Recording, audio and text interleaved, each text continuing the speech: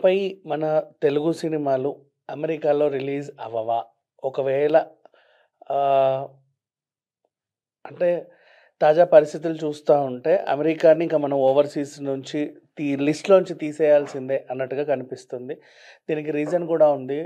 Trump recent తీసుకున్న decision ఏంటంటే 100% tariff విధించాడు. అయితే దీనికి చిన్న మినహాయింపు ఉంది. అమెరికాలో గనక మనం షూటింగ్ చేసుకుంటే గనక జీరో టాక్స్ హ్యాపీగా రిలీజ్ చేసుకోవచ్చు. కానీ అమెరికా బయట ఎక్కడి నుంచైనా షూట్ చేసుకొనొచ్చే సినిమాలు అక్కడ రిలీజ్ అయితే మాత్రం 100కి 100% టాక్స్ కట్టాల. యాక్చువల్‌గా ఆయనెందుకు ఈ డెసిషన్ తీసుకున్నాడు అంటే, హాలీవుడ్ స్టూడియోలన్నీ వెలవెలబోతున్నాయి. ఆల్మోస్ట్ ఎవరు అక్కడ షూటింగ్స్ చేసుకోవట్ల. ఇంకా విచిత్రం ఏంటంటే మన డిస్నీ ల్యాండ్ ఉంది గదా! డిస్నీ ల్యాండ్‌కి పర్యాటకులు గూడా రావట్ల. హాలీవుడ్ కూడా పర్యాటకులు రావట్లేదు. అసలు టూరిజమే పడిపోయింది కంప్లీట్‌గా అమెరికాలో. ఎందుకు అంటే ఇక వాళ్ళ అహంకారమే కావచ్చు. వాళ్ళని బయటికి వచ్చినా కూడా ఒక రకంగా అహంకారుల్లానే చూస్తున్నారు. ఈవెన్ వీళ్ళు ఇప్పుడు మనకి లాస్ వేగాస్, శాన్ ఫ్రాన్సిస్కో లాంటి ప్రదేశాల్లో అయితే ఆల్మోస్ట్ 76% లాస్ వేగాస్‌లో హోటల్స్ ఈ ఆక్యుపెన్సీ పడిపోయింది. 76% ఇట్స్ ఓకే. Not bad. అంటే మరీ గడ్డు కాలంలో పర్వాలేదన్నట్టు. నాట్ అంటే విన్ విన్ సిట్యుయేషన్. అంటే no profit, no loss, break even. Next శాన్ ఫ్రాన్సిస్కోలో అయితే ఆల్మోస్ట్ 40% వరకు పడిపోయింది. అంటే టూరిస్టులు ఎవరు కూడా అమెరికాకి వెళ్ళట్ల. అమెరికాలో ఏదైనా చూడడానికి కూడా ఇష్టపడట్ల. దానికి 100 రీజన్‌లున్నాయి వాళ్ళకి కూడా. వీళ్ళ విధి విధానాలు కూడా నచ్చక కావచ్చు, లేకపోతే అక్కడికెళ్తే ఎందుకొచ్చిన గొడవలే అనుకోవడం. అండ్ ఈయన పెంచినటువంటి రేట్లు కావచ్చు, అండ్ విదేశీ ఎక్స్‌పోర్ట్ పైన 50% సుంకాలే కావచ్చు, ఏమైనా సరే వాళ్ళకి నిర్ణయం వాళ్ళది. కాకపోతే ఇప్పుడు సినిమాల పైన ప్రభావం పడింది. తను అనుకున్న డెసిషన్ ఏంటంటే, అమెరికా స్టూడియోలన్నీ వెలవెలబోతున్నాయి. ఫారిన్ కంట్రీలు ఈ మధ్య ఇక్కడికొచ్చి షూటింగ్స్ చేసుకోవట్లేదు. అందరూ ఎక్కడెక్కడికో వెళ్ళిపోతున్నారు. ఈ స్టూడియోలు ఫిలప్ అవ్వాలి అంటే, ఇక్కడ నిండుగా షూటింగ్ జరగాలి. అలా షూటింగ్స్ జరిగితే అక్కడ వాళ్ళకి ఉపాధి దొరుకుతుంది. మరి అక్కడ షూటింగ్ చేసుకోవాలంటే జీరో టాక్స్ ప్రకటిస్తే అందరూ వచ్చేస్తారు. ఇది. లేదు బయటి వాళ్ళు వాళ్ళ సినిమాలు గనుక అమెరికాలో రిలీజ్ చేసుకోవాలంటే 100% టాక్స్. ఇప్పుడు రూ. 100 టికెట్ ఉంటే రూ. 200కి అమ్మాలి. డిస్ట్రిబ్యూటర్స్ అమెరికా వాళ్ళకి తక్కువ రేటుకి ఇచ్చి ఇంకేవో వాళ్ళ కష్టాలు వాళ్ళు పడాలి. సో, ఇప్పుడు మనకేంటంటే ఇప్పుడు 'పుష్ప' ఉంది ఫర్ ఎగ్జాంపుల్ సినిమా. ఇక్కడ ఆల్మోస్ట్ 6500 స్క్రీన్‌లో రిలీజ్ అయినప్పుడు ఓవర్‌సీస్‌లో ఒక 5000. అందులో మాక్సిమం అమెరికా మార్కెట్టే ఉంటది. ఈవెన్ మన వాళ్ళు కూడా చాలామంది అమెరికాలోనే ఉన్నారు. తెలుగు వాళ్ళు ఏదైనా మన సినిమా వస్తుందంటే వాళ్ళు ఎక్కువ ఆదరిస్తారు. $10, $12కి ప్రెజెంట్ టికెట్ రేట్ అయితే ఉంది అక్కడ. ఇక్కడే టికెట్ రేట్ పెరిగితే ఆడియన్స్ జనాలు థియేటర్స్‌కి రావట్లేదు. ఇప్పుడు ఫర్ ఎగ్జాంపుల్ నిన్న 'ఓజీ' పరిస్థితి. 'ఓజీ' యాక్చువల్‌గా చెప్పాలంటే కొద్దో గొప్ప వసూలు చేసేదే. రూ. 150, రూ. 200 టికెట్లుంటాయి. మొదటి రోజు 800 సరేలే అది బెనిఫిట్ షో కాబట్టి ఏదో రకంగా చూసారు. తర్వాత 10 రోజుల వరకు 500 ఉండింది. అసలదేంటో తగ్గల. ఎవ్వరు గూడా ఎందుకులే ఇప్పుడు ఇద్దరెళ్ళాలంటే రూ. 1000 అంత అవసరం ఏముంది? ఇంకో సినిమాకెళ్దామని ఆ 'లిటిల్ హార్ట్సో' లేకపోతే మళ్ళీ 'మహావతార్ నరసింహానో' లేకపోతే ఆల్రెడీ అవైలబిలిటీలో ఉండి హిట్ కొట్టిన 'మిరాయో' ఇవి చూసుకుంటూ కాలం గడిపేశారు. అయిపోయింది సినిమా పరిస్థితి. 'ఓజీకి' ఎవరు వెళ్ళల. దేనికంటే టికెట్ రేట్లు పెంచడమే వాళ్ళ మీద ప్రధాన భారం పడింది.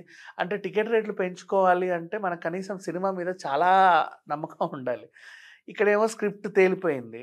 టికెట్ రేట్ ఎక్కువ ఉండేసరికి ఎందుకొచ్చి అంటే ఫ్లాప్ టాక్ రావడం వల్ల ఎందుకొచ్చిన గొడవ అని ఎవరు ఎళ్ళట్ల. ఇప్పుడు ఫర్ ఎగ్జాంపుల్ 'పుష్ప' లాంటి సినిమాలు అనుకుందాం. ఆహ్, టికెట్ రేట్లు పెంచినా అడిషనల్‌గా ఇంకో 20 నిమిషాలు యాడ్ చేసినా ఏదో ఉంది. ఆ ఎమోషన్స్ కనెక్ట్ అవుతా జనాలు చూడ్డానికి ఎగబడ్డారు. వాళ్ళ వసూలు వాళ్ళకొచ్చాయి. అది కాన్ఫిడెన్స్. 'బాహుబలి' అయినా అంతే. వాళ్ళ కాన్ఫిడెన్స్ లెవెల్స్ వేరే లెవెల్‌లో ఉండే అందుకే టికెట్ రేట్లు పెంచుకున్నారు. 'ట్రిపుల్ ఆర్' అయినా అంతే. ఇట్లా కొన్ని సినిమాలు. సో ఇప్పుడు టికెట్ రేట్లు ఎక్కువ పెంచితే ఇక్కడే జనాలు రావట్ల. మరి ఓవర్‌సీస్‌లో పరిస్థితి ఏంటి? వాళ్ళు కూడా అంతే. ఇంకేదైనా ఎంటర్‌టైన్‌మెంట్ వెతుక్కుంటారు. అంటే లైక్ మన తెలుగు సినిమాలు చూడరు మన వాళ్ళు. ఎందుకంటే మన తెలుగు సినిమాలు ఇప్పుడు అక్కడికెళ్తే ఇంతకుముందు రూ. 100 టికెట్ ఇప్పుడు డబుల్ అయిపోయింది. 200 అయిపోయింది. దాని బదులు జీరో టాక్స్ ఉన్న సినిమాలు తక్కువ రేటుకొస్తా ఉంటాయి. ఇప్పుడు Indian cinema not only Telugu cinema. Indian cinema ఏవైనా సరే మన ఇండియన్స్ ఎక్కువున్నారు కాబట్టి చెప్తున్నా.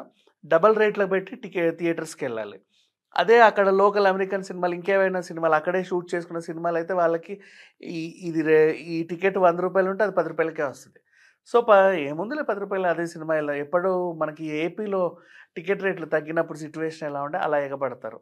ఇది కూడా ప్రమాదమే అక్కడ లోకల్ డిస్ట్రిబ్యూటర్‌లకి, ఎగ్జిబిటర్స్‌కి ఏం చేయలేని సిట్యుయేషన్స్. పెద్ద సినిమాలు పడితే, ఇండియన్ సినిమాలు పడితే, ఫారిన్ లాంగ్వేజ్ సినిమాలు పడితే ఎక్కువ రేటు పెట్టి పోవడానికి జనాలు ఇష్టపడరు. అలా అని రూ. 10కి, రూ. 15కి టికెట్ పెట్టి వీళ్ళు రావాలనుకున్నా ప్రదర్శించడానికి ఎగ్జిబిటర్స్ అండ్ డిస్ట్రిబ్యూటర్స్ ఒప్పుకోరు. సో, అటు గడ్డు కాలమే, ఇటు గడ్డు కాలమే చెప్పాలి అనుకుంటే. అండ్ ప్రెజెంట్ అమెరికన్ టూరిజం కూడా పడిపోయింది. అంటే ఇప్పుడు పోనీ అమెరికాలోనే షూటింగ్ చేసుకోవాలనుకుంటే ఆల్రెడీ ఆ లొకేషన్స్ అన్నీ అందరికీ తెలిసినవి. ఇప్పుడు ఏం చేసుకుంటాం, మహా అయితే ఒక పాటకో, ఆటకో వెళ్ళాలనుకుంటే కంప్లీట్ అక్కడ చేయలేం. ఇన్ కేస్ అక్కడ చేయాలనుకున్నా కూడా 80% స్టూడియోస్‌లోనే చేయాలి. బయట పెద్ద లొకేషన్స్‌లో ఏం ఉండదు. స్టూడియోస్‌లో 80% చేయాలంటే మనకు లేవా స్టూడియోస్ ఇక్కడ. అండ్ ఇక్కడ చేసుకుంటే నీకు 100,00,00,000 ఖర్చయితే, అక్కడ నువ్వు షూట్ చేయడానికి 500,00,00,000 ఖర్చవుతది. బికాజ్ అక్కడ లేబర్ వేరు, అక్కడ టెక్నాలజీ వేరు, అక్కడ ఇన్సెంటివ్స్ వేరు, అక్కడ పేమెంట్స్ వేరు. అండ్ ఇక్కడ నుంచి అక్కడికెళ్ళడానికి కూడా మనకి ఆ రవాణా ఖర్చులుంటాయి. సో, ఇండియన్ సినిమా వాళ్ళైతే ఇంట్రెస్ట్ చూపించరు. అలా అని ఇప్పుడు అమ్ముకోను లేము. సో, మోస్ట్‌లీ ఎప్పుడో, ఎప్పటికో సంవత్సరానికి ఒకటో, 6 నెలలకోటో, 7 నెలలకోటో ఓ పెద్ద విజువల్ వండర్ వస్తే తప్ప ఆహ్, అక్కడ రిలీజ్ చేయడానికి లేదు. ఆ జనాలు కూడా ఖచ్చితంగా ఈ సినిమా మేము థియేటర్‌లో చూడాలనుకుంటే తప్ప రారు. కాలక్షేపానికైతే ఇప్పుడు రావట్ల. ఇప్పుడు మొన్న 'మిరాయ్' 26,00,00,000 ఎంతో వసూలు చేసింది ఓవర్‌సీస్‌లో. అంతకుముందు కూడా 'పుష్ప' బీభత్సంగా కలెక్ట్ చేసింది. ఈవెన్ చాలా సినిమాలు ఇక్కడ సరిగ్గా ఆడకపోయినా సరే ఓవర్‌సీస్‌లో నిలబెట్టుకున్న సినిమాలు బోలెడున్నాయి. బట్ ఈ సిట్యుయేషన్ వచ్చేసరికి ఏంటంటే ఆయన పెంచుకున్నాడు. మరి అట్లా ఇప్పుడు కొన్ని సార్లు మనం కూడా తగ్గాలి. ఫర్ ఎగ్జాంపుల్ ఆంధ్రాలో షూటింగ్స్ జరగట్లేదని చెప్పి మన 2 తెలుగు రాష్ట్రాల్లోనే. ఆంధ్రాలో షూటింగ్స్ జరగట్లేదని లాస్ట్ టైము ఎఫ్‌డీసీ చైర్మన్‌గా పోసాని గారు ఉన్నప్పుడు అనుకుంటా. అందరికి 50% రాయితీలు ఇస్తాము. ఫ్రీగా లొకేషన్స్ ఇస్తాము. అన్నీ సదుపాయాలు కల్పిస్తామని చెప్పారు. అయినా సరే పోలేదనుకో తర్వాత సంగతి. సో, అట్లా రావాలి. అంటే నీ స్టూడియోలు నింపుకోవడానికి ఒక సిట్యుయేషన్ అయితే ఏర్పాటు చేసుకున్నావు. దీనికి మళ్ళీ నేను ఇండియాలోనే ఎగ్జాంపుల్ తీసుకుంటా చెన్నై.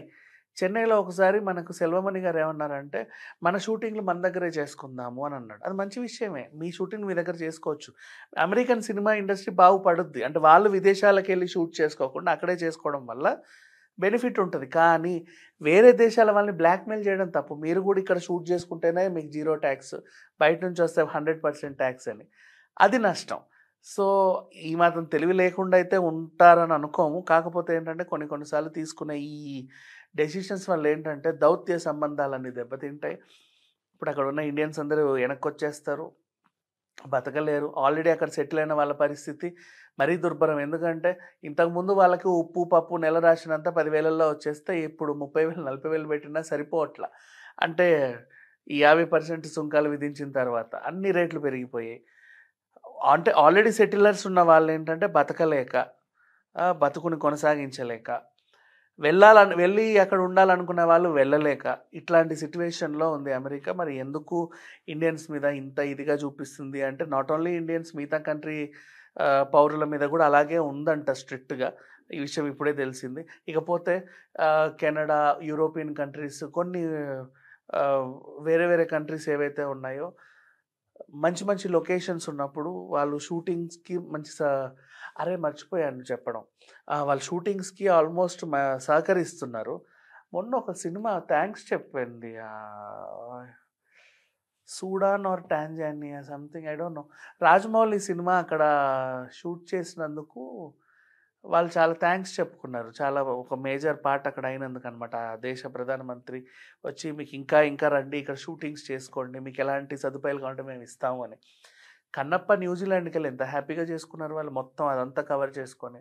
బికాజ్ అక్కడ గవర్నమెంట్ కూడా వాళ్ళకి సహకరించింది కాబట్టి. సో, ఒక కంట్రీ మనకి గేట్లు మూసేసిందంటే ఇంకా చాలా కంట్రీస్ గేట్లు తెరుస్తాయి. పోలాండ్, ఐర్లాండ్ వీళ్ళు కూడా ఈ మధ్య పిలుస్తున్నారు. చిన్న వాటర్ ఫాల్సో, సరస్సులో ఏవో అడవులో వాటెవర్ అక్కడున్నటువంటి ఆ ప్రకృతిని ఆస్వాదించడానికి మన వాళ్ళు కూడా వెళ్తున్నారు. అండ్ వాళ్ళు రాయితీలు ఇస్తున్నారు. రండి ఇక్కడ చేసుకోండి అని.